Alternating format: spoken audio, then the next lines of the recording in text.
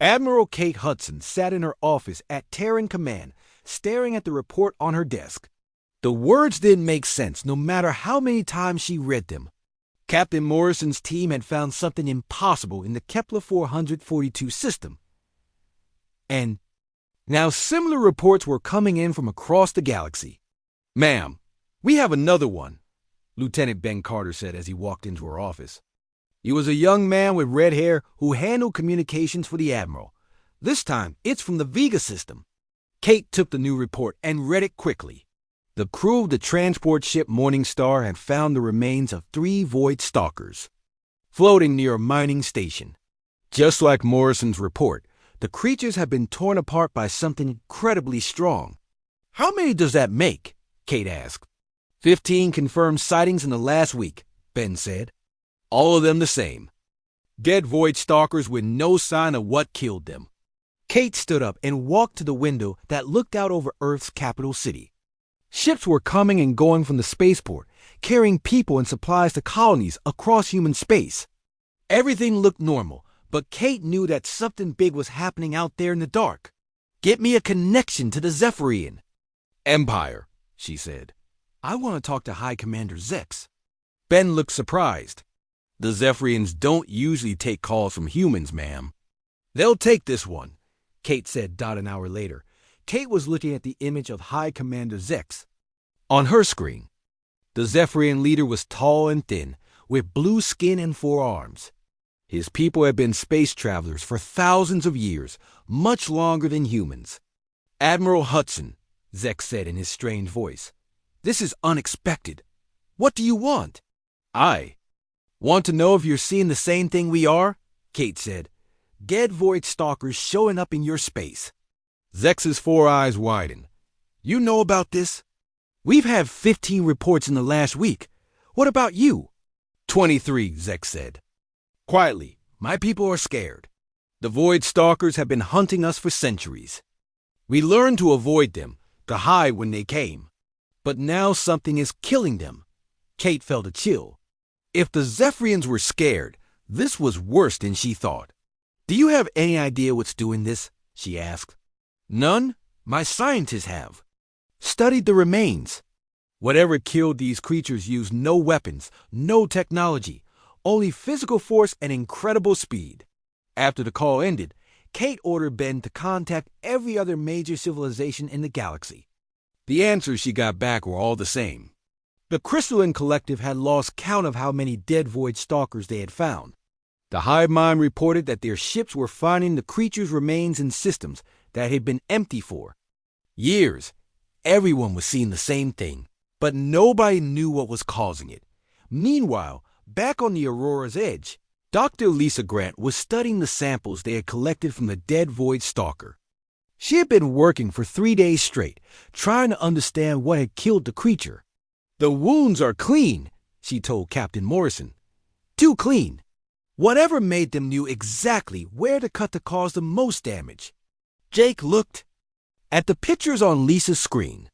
The cuts looked like they had been made by claws, but they were precise.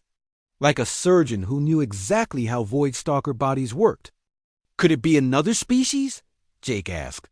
"Something we haven't discovered yet? Maybe," Lisa said. "But look at this." She showed him a new image. "I found traces of something in the wounds. DNA. Alien DNA. No," Lisa said slowly. "Human DNA." Jake stared at her. "That's impossible. I've checked it 5 times. The genetic markers are definitely human. But they're wrong somehow. Change." Before Jake could ask what she meant, Commander Pete Sullivan's voice came over the ship's communication system.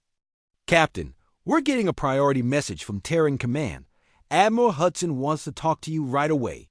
Jake went to the bridge and opened the communication channel. Admiral Hudson's face appeared on the screen, looking tired and worried. "Captain Morrison, I need you to go to the Rigel system immediately," she said. "We've lost contact with the colony there." "Lost contact?" "They sent a distress signal 12 hours ago. Something about Void Stalkers attacking the colony. Then nothing." Jake felt his stomach drop. The Rigel colony had 50,000 people living there. If Void Stalkers had attacked them, there might be nothing left. "We're on our way," Jake said. The Aurora's Edge jumped to hyperspace and arrived at Rigel 6 hours later. What they found there made Jake's blood run cold. The colony's space station was damaged, but still intact. The ships that had been defending it were floating in pieces around the planet. "I'm reading life signs on the station," Lisa said, "but barely any. Maybe a few hundred people." "And the Void Stalkers?"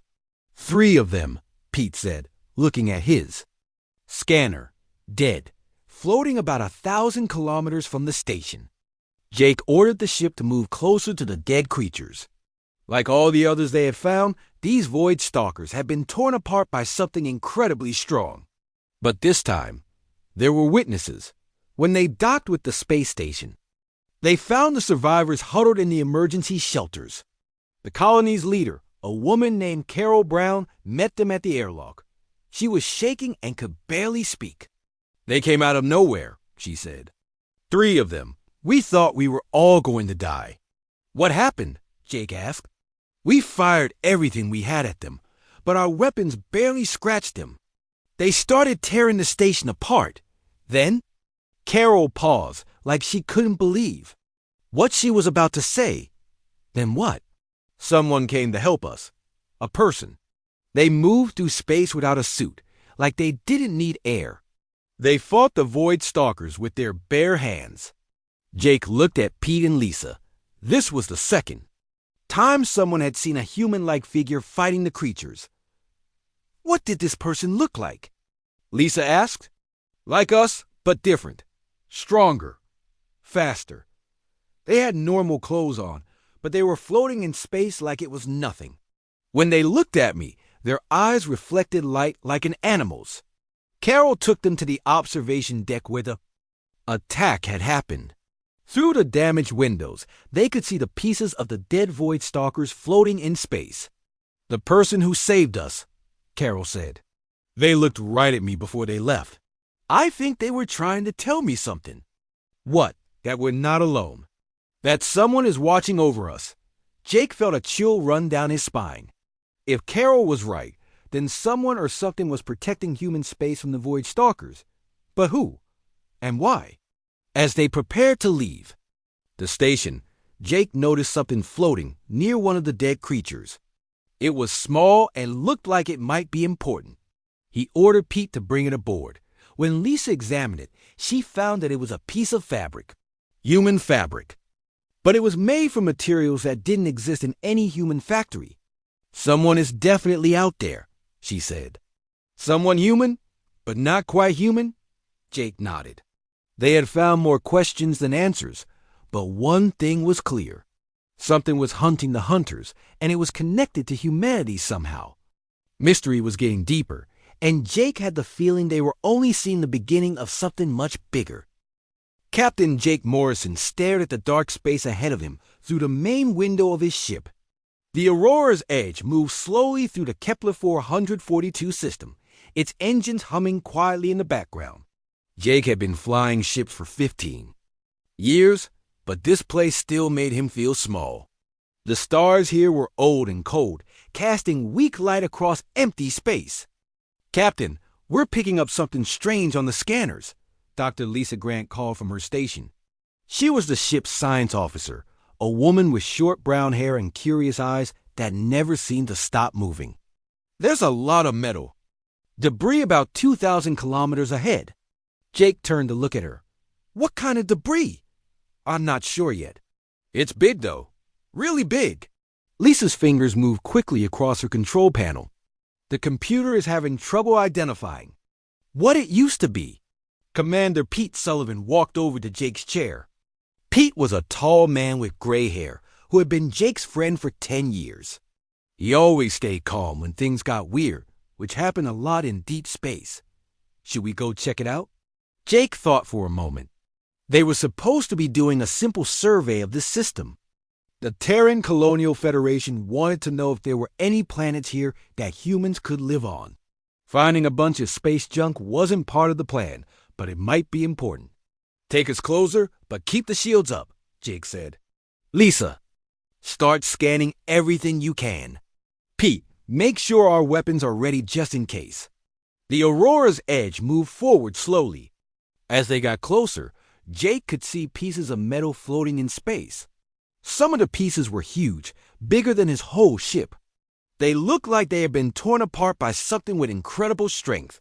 My God, Lisa whispered. Captain, these aren't human ships. Look at the design. Jake looked at the screen that showed what Lisa was seeing.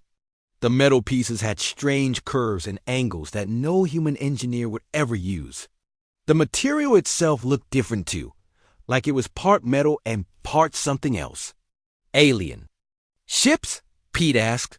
Yes, but not just any alien ships, Lisa said. Her voice was getting excited. These look like Zephyrian war vessels. The big ones that their empire uses to control whole star systems. Jake felt a chill run down his back. The Zephyrian Empire was one of the most powerful forces in the galaxy. Their ships were built to fight wars against entire planets.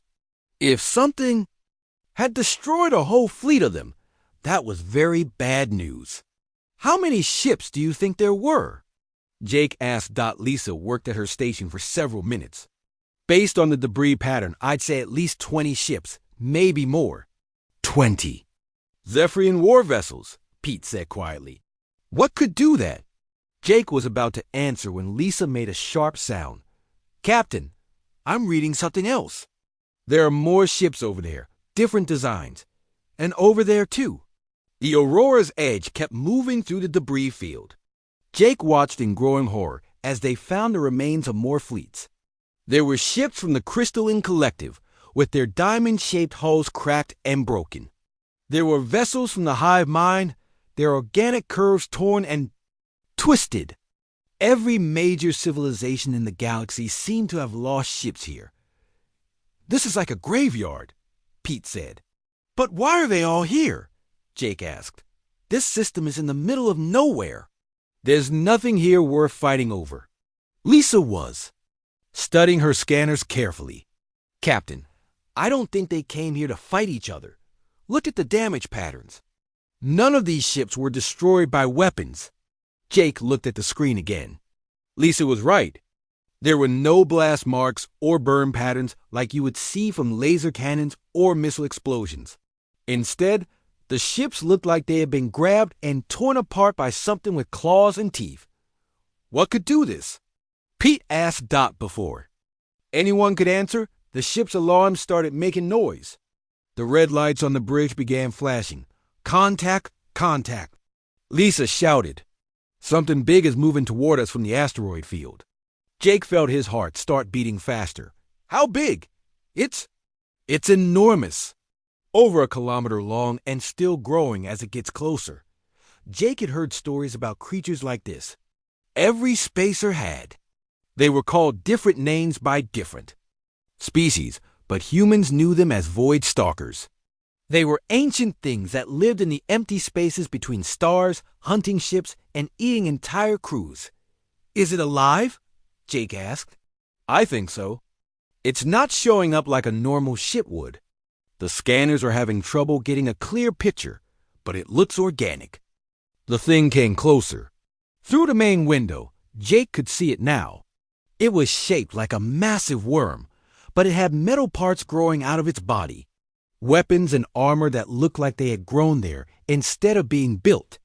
Its front end had a mouthful of teeth that could bite a ship in half. This is what killed all those other ships. Pete said. Jake was about to order the ship to run when Lisa made another sound. Captain, wait, something's wrong with it. What do you mean wrong? It's not moving right. And look at this. Lisa put a new image on the main screen. The Void Stalker was covered in cuts and wounds. Some of them looked fresh, with strange liquid leaking out into space. It's been in a fight, Pete said. But with what? Jake asked. What could hurt something like that? As if answering his question, the Void Stalker suddenly jerked to one side. Then it started coming apart. Not slowly, like a ship breaking up, but quickly and violently. Something was tearing it apart from the inside. "Get us out of here, Jake. Order, now!" But before Pete could start the engines, something came flying out of the dying Void Stalker. It was too fast to see clearly, but Jake caught a glimpse of something that looked almost human. It moved through space without a suit, like the vacuum couldn't hurt it. The figure looked at their ship for a moment. Jake felt like it was looking right at him through the window. Then it disappeared into the darkness between the stars, moving faster than anything Jake had ever seen. "Did you see that?" Lisa asked. "I saw something," Jake said. "But I'm not sure what." The Void Stalker was completely dead now, its pieces floating away in all directions. Whatever had killed it was gone, leaving only questions behind. "We need to report this," Pete said. Jake nodded. They would have to tell the Federation about what they had found. But he wasn't sure anyone would believe them. How could he explain that something was hunting the hunters? That the most feared creatures in the galaxy were being killed by something even more dangerous? As the Aurora's Edge left the debris field behind, Jake kept looking back at the empty space where the Void Stalker had died. Somewhere out there, something was moving in the darkness. Something that could kill monsters, and Jake had the feeling that humanity was about to find out what it was. The Vex fleet appeared on the horizon like a living nightmare made of metal and flesh. Captain Jake Morrison stood on the bridge of the Meridian, watching 200 enemy ships approach in perfect formation. Each vessel pulsed with dark energy, and he could see weapons that looked like organic growths covering their hulls. "All stations report ready, Captain," announced Tony Blake from his position at communications.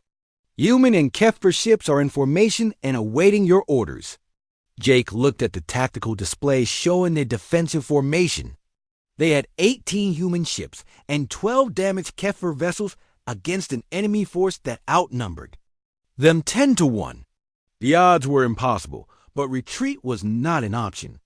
Behind them lay the trade routes that connected human colonies, and the Vex would follow those routes straight to Earth.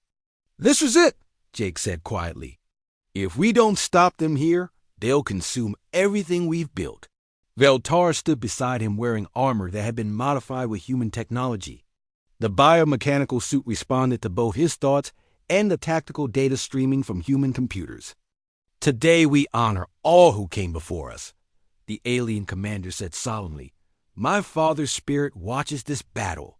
The first wave of Vex ships broke from the main formation and accelerated toward their position. These were smaller vessels, but they moved with predatory intelligence, adapting their approach based on the defensive patterns they observed. "Enemy ships are spreading out to surround us," reported Maria Santos from sensors. "They're trying to prevent any escape routes. Let them come," Jake replied. "Ben, initiate attack pattern Morrison Alpha," the hybrid battle plan they had developed. Combined human tactical coordination with Keffa combat instincts. Human ships provided long-range fire support, while Keffer vessels charged forward to engage in close combat. The bioweapons adapted to enemy defenses in real time, while human targeting systems ensured maximum accuracy. The first exchange of fire lit up space with deadly energy. Vex weapons struck their ships with beams that seemed to eat through armor, while the Allied fleet responded with precisely coordinated volleys that overwhelmed individual enemy vessels. The hybrid weapons proved their worth as they automatically adjusted to counter Vex adaptations. Direct hit on the lead Vex ship, called out Ben Rodriguez from Tactical.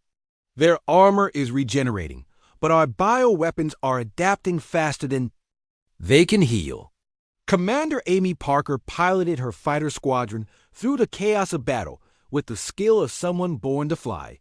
She had volunteered to lead the most dangerous mission, striking at the heart of the Vex formation while the capital ships provided cover. "Phoenix Squadron, this is Phoenix Leader." Amy's voice crackled over the communication system. "We're going in hot. Remember, these things adapt fast, so don't give them time to learn your patterns." Her fighters dove through the Vex formation like hawks attacking a flock of vultures. The enemy ships responded with weapons fired that seemed alive, reaching out like tentacles to grab the human fighters. But Amy's pilots had trained with HFY warriors, learning to fight with instinct as well as technology. "Phoenix 3 is hit," came a panicked voice over the radio. "My ship is being consumed by some kind of organic virus." Amy watched in horror as her wingman's fighter began to change, its metal hull rippling and transforming into something that looked more alive than mechanical. "Phoenix 3, eject immediately. Do not let that virus reach your life support systems." The pilot ejected just as his fighter completed its transformation into a Vex vessel. The speed of the conversion was terrifying. The Vex could turn captured technology against its former owners in a matter of minutes. Back on the Meridian, Dr. Lisa Carter monitored the battle through her neural link with HFY biosystems. The connection allowed her to process tactical information faster than any human computer, but it also let her feel the pain and fear of every damaged ship. "Captain, I'm reading massive energy buildup in the Vex rear formation," she reported. Her voice strained from the neural feedback. "They're preparing something big." The main Vex fleet began to change formation, with the largest ships moving forward while smaller vessels created a protective screen.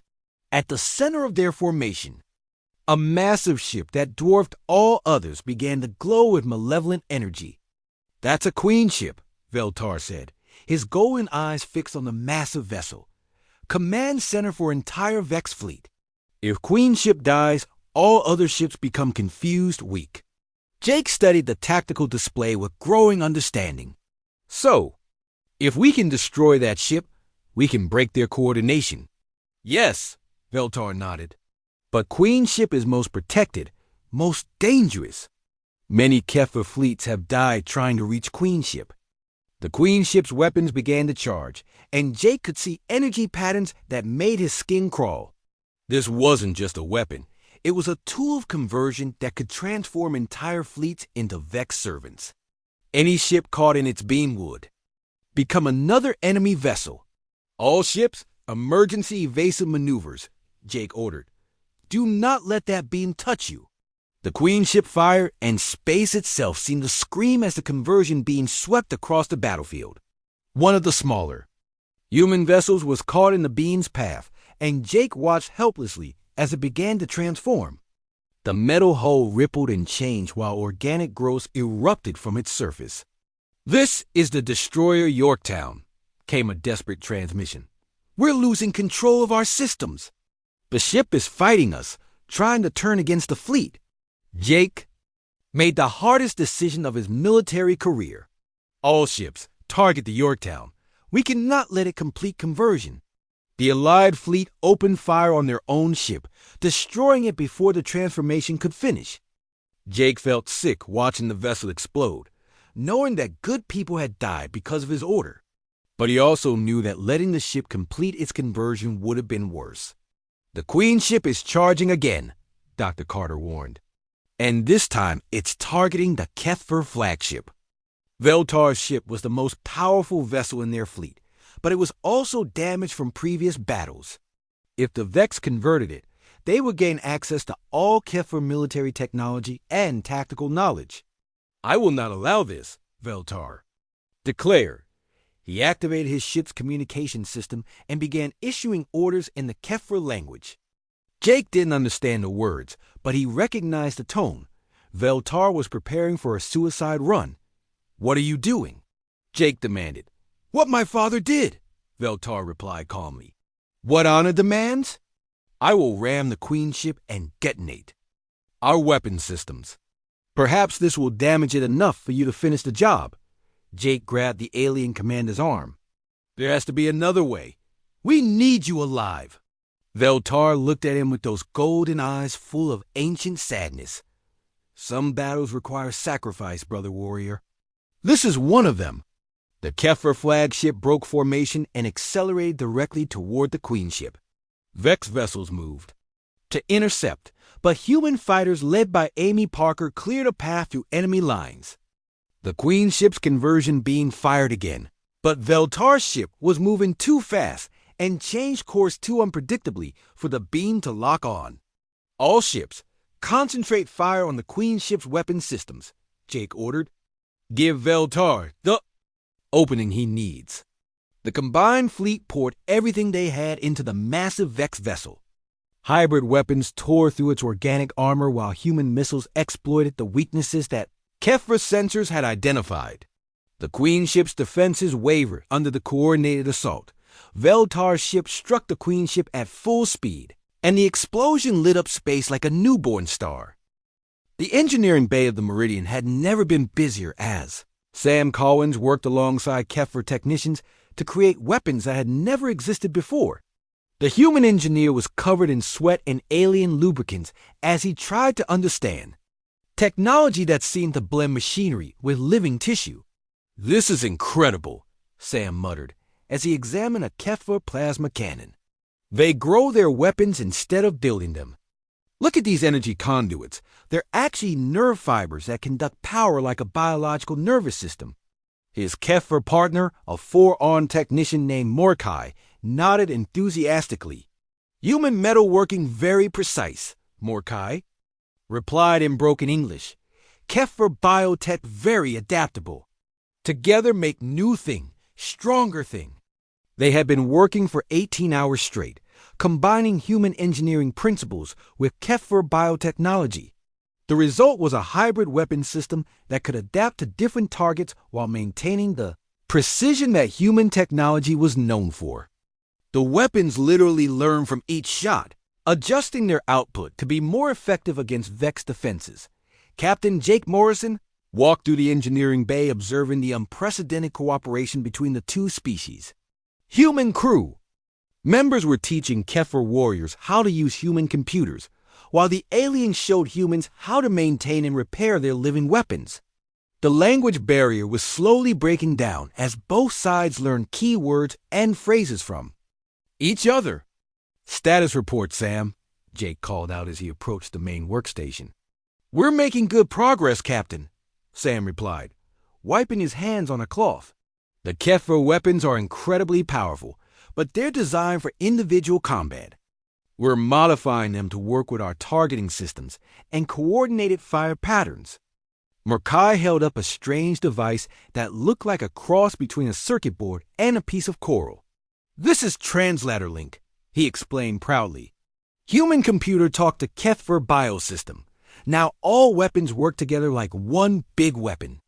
Meanwhile, Dr. Lisa Carter was making her own breakthrough in the medical bay. She had discovered that human brain patterns could interface with HFY biotechnology in ways that neither species had expected. The discovery happened by accident when she was trying to treat a wounded. HFY and her medical scanner began responding to the alien's living armor. "It's like the armor is trying to communicate with me," she explained to Jake when he visited. The medical bay. The HFY biotechnology responds to neural patterns, and human brain waves are similar enough to theirs that we can actually control some of their systems. She demonstrated by placing her hand on a piece of HFY battle armor. The organic material began to shift and change, responding to her thoughts and intentions. "I'm not just wearing this armor, I'm communicating with it. It's telling me about damage, energy levels, even tactical information." Jake watched in amazement as the armor seemed to flow around Lisa's arm like living liquid. "Can our people use this in battle?" "With training, yes," Lisa nodded. "But it's more than just using their equipment. The connection goes both ways. I can feel what the armor feels, understand what it needs. It's like having a conversation with a living being." Veltar entered the medical bay moving with renewed strength. His wounds had healed remarkably well with human medical treatment, and he carried himself with the dignity of a warrior preparing for his final battle. "Dr. Lisa," he said formally, "you have learned to speak with our sacred armor. This is very rare honor." "I don't understand," Lisa replied. "Is there something special about this armor?"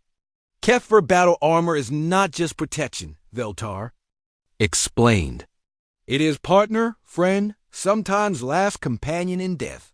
Armor learns from warrior, warrior learns from armor. Together they become something greater than either could be alone." This revelation opened up new possibilities for the coming battle. If humans could interface with HFY biotechnology, they could coordinate their attacks in ways that had never been possible before. The two species weren't just fighting together. They were becoming something new, something that combined the best of both civilizations.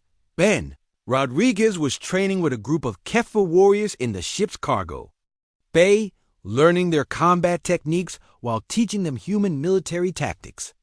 The aliens were incredibly skilled fighters, but they were used to individual combat where personal honor was more important than tactical advantage. Think of it like a dance, Ben explained as he demonstrated a coordinated movement pattern. Everyone has their part to play, but the whole performance only works if everyone moves together. Zektal, the HFY's second-in-command, watched carefully as the human soldiers moved in perfect synchronization. This is difficult for HFY, he admitted. We are taught to fight with individual strength, to prove worth through personal combat. There's nothing wrong with individual strength, Ben replied. But imagine if you could multiply that strength by working with others. Your personal honor becomes part of something bigger. The training session was interrupted when the ship's alarm system activated. Jake's voice came over the communication system. All hands to battle stations. The Vex have sent advanced scouts, and they're testing our defenses. The crew rushed to their positions as the first Vex ships approached. These weren't the massive vessels they had seen in the main fleet, but smaller, more agile craft that moved with predatory grace. Jake watched from the bridge as the alien scouts circled their position like sharks testing their prey. They're learning our capabilities, Jake realized. Every move we make, every weapon we fire, they're studying and adapting. The first exchange of fire was brief but intense. The Vex scouts attacked with weapons that seemed to shift and change with each shot, adapting to the defenses they encountered. But the combined human HFY weapons responded by adapting as well, creating a deadly game of technological evolution. Sir, the hybrid weapons are working better than expected, reported Tony Blake from the weapons station. They're actually learning from the Vex adaptations and countering them in real time. Dr. Carter monitored the battle from the medical bay, while connected to a HFY neural interface. Captain, I'm getting tactical data directly from the alien armor systems. The Vex ships are more than just scouts. They're testing our weaknesses to transmit back to the main fleet. Jake made a crucial decision. All ships focus fire on the lead scout. Don't let any of them escape to report back. The combined fleet opened fire with everything they had. Human precision targeting guided HFY bioweapons, while alien battle instincts directed human tactical systems. The hybrid technology proved devastatingly effective, and the Vex scouts were destroyed before they could transmit their intelligence back to the main fleet, but the victory came at a cost. The brief battle had revealed both the strengths and weaknesses of their alliance. The Vex now knew that humans and HFY were working together, and they would adapt their tactics accordingly. They'll be back, Veltar said grimly as he joined Jake on the bridge, and they will know our capabilities now. Jake nodded, watching the debris from the destroyed Vex ships drift away into space. Then we'll just have to be ready for them. The main Vex fleet was still hours away, but both species used the time to refine their new hybrid fighting style. They had created something unprecedented, a fusion of human ingenuity and HFY, honor that neither species could have achieved alone. As the enemy fleet drew closer, Jake felt a strange sense of confidence. They were still outnumbered and outgunned, but they had something the Vex couldn't understand or replicate. The power of choice and the strength that came from fighting for something greater than yourself. The Vex ships moved through space like a swarm of angry insects, their organic hulls pulsing with dark energy. Captain Jake Morrison stood on the bridge of the Meridian, watching the tactical display with growing concern. The enemy fleet was massive. At least 200 ships of various sizes, and they were moving in perfect coordination. Sir, long-range sensors are picking up some very disturbing readings, reported Maria Sanchez from her station. These ships aren't just organic, they're actually alive. I'm reading heartbeats, brain activity, the works. It's like they turn entire creatures into spacecraft. Dr. Lisa Carter joined them on the bridge, her face pale from what she had learned. From the Kefir medical data. It's worse than that, Captain. According to Veltar's records, the Vex don't just use living ships. They turn conquered populations into ship components. Those vessels out there might contain the minds of millions of enslaved beings. Jake felt sick at the thought. Are you saying those ships are filled with prisoners? Not prisoners, Lisa. Corrected grimly. The Vex don't take prisoners. They convert everything they touch into extensions of their collective consciousness. Every person, every animal, every plant becomes part of their hive mind. Those ships are powered by the screens of entire civilizations. Ben Rodriguez studied the tactical data with professional interest despite his revulsion. No wonder the Kefir are losing this war. You can't fight an enemy that turns your own people into weapons against you. Veltar entered the bridge moving slowly but with determination. His wounds were healing well thanks to human medical treatment, but he still carried himself like a warrior preparing for his final battle. Human Jake, he said, there is something you must know about Vex. Something about your people. Jake turned to face the alien commander. What about my people? Veltar activated a holographic display that showed star charts and battle recordings. 3 of your months ago, Kefir Patrol found human research station. Station was attacked. Vex had already consumed all life there.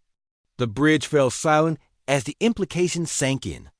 The Vex had already encountered humans, and the first meeting had been a massacre. Jake's jaw tightened as he watched the recordings of the destroyed human facility. We arrived too late, Veltar continued sadly. Humans fought bravely, but had no warning, no preparation. Vex took everything, left nothing but empty metal. Dr. Carter examined the data with scientific detachment, though Jake could see the anger in her eyes. This was the research station at Kepler 442b. 300 people worked there. They were studying alien plant life, completely peaceful. My father led the response fleet, Veltar said quietly. He was ... honored warrior, wise leader. When he saw what Vex had done to humans, he swore oath of vengeance. He died fighting Vex Queen ship to protect other human colonies. Jake felt a strange mixture of grief and gratitude. Your father died protecting people he had never met. Yes, Veltar nodded. This is Kefir way. Strong protect weak, warrior protect innocent. Your people were innocent of this war, but Vex do not care about innocent. The communications officer Tony Blake looked up from his station with urgency. Captain, we're receiving a transmission from Earth Command. They're asking for an immediate status report. Jake activated the long range communicator. This is Captain Morrison of the Meridian. We have made contact with an alien species called the Kefir, and we are facing an immediate threat from a hostile force known as the Vex. The response from Earth came after a delay caused by the vast distance. Captain Morrison, this is Admiral Patterson. Did you say alien contact? Please confirm. Confirm, Admiral. We have formed an alliance with the Kefir against a common enemy. The Vex have already attacked human installations and are approaching our position with overwhelming force. We need immediate military support. There was a longer pause before Admiral Patterson responded. Captain, I'm ordering you to withdraw. Immediately. Do not engage unknown hostile forces. The safety of your colonists is paramount. Jake looked at Veltar, who had been listening to the conversation with growing understanding. The alien commander's golden eyes showed both hope and disappointment. Admiral, with respect, withdrawal is not an option. The Vex fleet is too fast, and they will pursue us all the way back to human space. If we run now, we'll just be leading them to our colonies. Captain Morrison, you are ordered to disengage and return to Earth space immediately. That is a direct order. Jake made a decision that would define the rest of his life.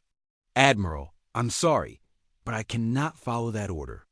The Kefir are good people who fought and died to protect humans they had never met. I won't abandon them now. He cut the transmission and turned to face his crew. I want everyone to understand what we're facing. This isn't just about us anymore. The Vex are a threat to all intelligent life in the galaxy.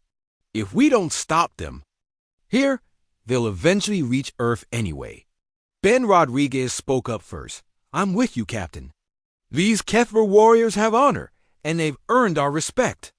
Dr. Carter nodded agreement. The scientific data alone justifies our actions. The Vex are unlike anything we've ever encountered. We need to study them, learn their weaknesses. One by one, the crew members voiced their support. They understood the risks, but they also understood that some fights were worth having regardless of the odds. Veltar watched this display of human loyalty with amazement. Your people choose to fight for honor, not for orders. This is very Kethra. Jake activated the ship's internal communication system. This is the captain speaking to all hands. We are about to face an enemy that has destroyed entire civilizations. We're outnumbered and outgunned, but we're not outmatched. We have something the Vex don't have, the ability to choose our own fate. The Meridian's crew began preparing for battle with grim determination. The ship wasn't designed for combat, but the engineering teams worked frantically to install additional weapons and shields. The Kethra warriors shared their knowledge of Vex tactics and weaknesses. Vex ships are strong but not smart, Zektal explained to Ben Rodriguez. They follow patterns, always same patterns. But they learn from each battle, become harder to defeat. Ben studied the tactical displays. So we need to hit them fast and hard before they can adapt to our strategies. Meanwhile, Dr. Carter made a disturbing discovery while analyzing Vex. Biological data. Captain, I think I know why the Vex are so successful. They don't just consume other species. They incorporate their knowledge and abilities into their collective consciousness. Every civilization they destroy makes them stronger. That means they probably know human technology now, Jake realized. They consume that research station, so they know our weaknesses. Veltar overheard this conversation and added his own grim observation. Vex learn from Kethra too. Every battle teaches them our ways. This is why war goes badly for us. The enemy fleet was now close enough for detailed scans. The Vex ships were nightmare creatures of living metal and corrupted flesh, their hulls covered in weapons that looked like organic growths. Worst of all, Jake could see human technology integrated into some of the vessels, evidence of the research station's fate. They're not just monsters, Jake said quietly. They're monsters that learn from everyone they kill. The first Vex scouts began probing the edges of their defensive formation. The final battle for the survival of two species was about to begin.